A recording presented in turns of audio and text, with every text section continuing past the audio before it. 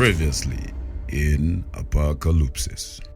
Today's sermon, I want you to call it The Potent Oracle. I want to reveal the secret or the mystery of potency in every oracle.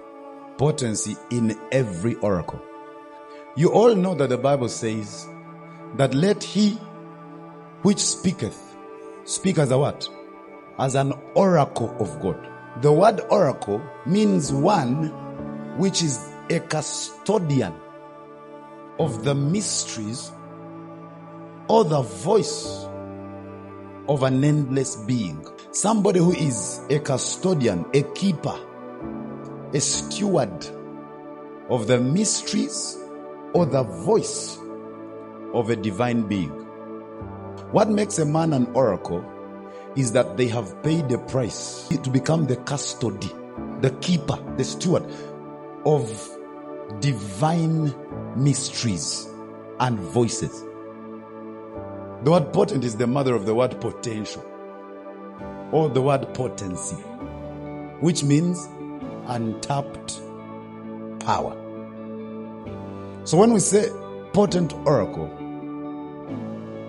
we are talking about men who are custodians of the mysteries and the utterances of God. Are you guys listening to what I'm saying? But are yet to express it all to the world.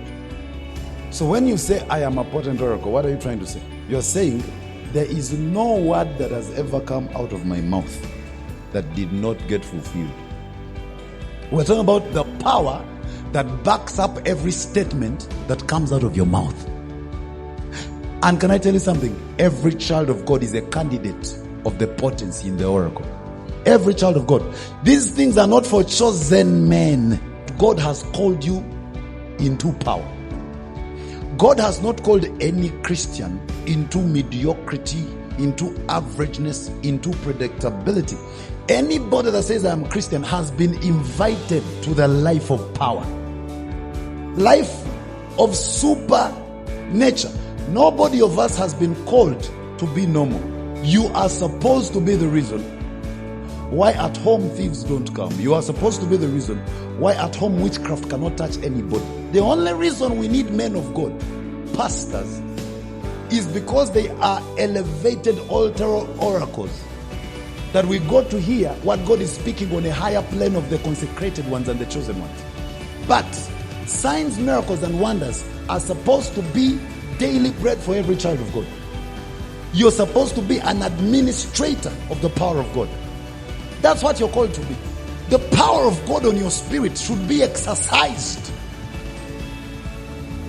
Power in the New Testament is not something we seek for. Power in the New Testament is something we are born into. Power in the New Testament is a Christian right. Like how you say human rights. This is a Christian right.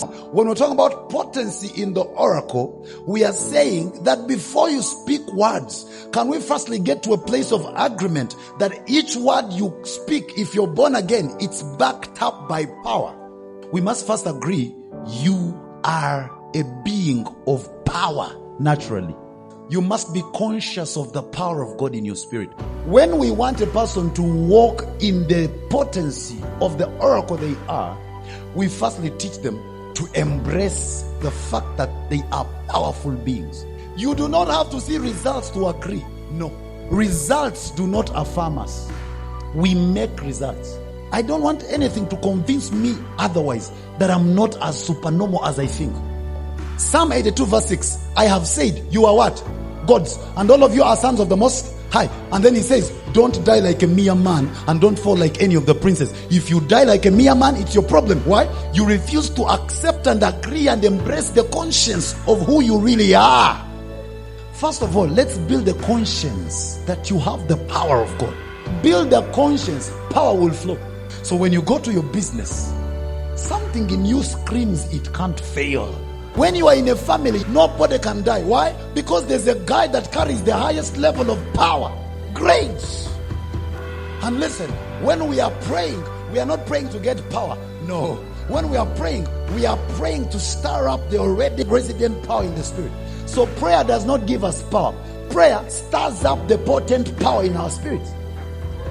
Some of you think that when you pray, power comes from without. Power does not flow from without.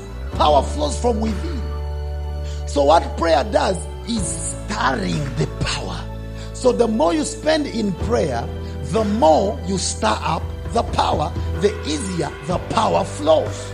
So the difference between a prayerful man and a non-prayerful man is not that the prayerful man went and got power. No, it's that all of them have power, but some it's potent, another is kinetic. Prayer kineticizes the power, prayerlessness potents the power. But each one of you see here carries that power, and it's in high grade. It's first class. Somebody say, I carry the power. Some of us believe that everything that God has belongs to me. I pray you build up that conscience. Now you go home, you begin to relate with your family like you are not just their sibling. You are sent from God to them. When you're speaking, the first way to revitalize the conscience of who you are is to speak like God is the one speaking. Don't speak like you are a photocopy of God. Speak like God is in the inside of you. You understand? The Jesus you worship spoke to trees. The Jesus you worship spoke to soil. Speak to the elements. Sometimes do for fun. Yes, sometimes walk out because it is raining and you don't need it. Say, rain, stop, and continue. And when it stops, don't show it that you are shocked. This year, try things impossible. Try them, and again, and again, and again, and again. When things get hard, we get what? Harder. Yes, sir. Yes, sir.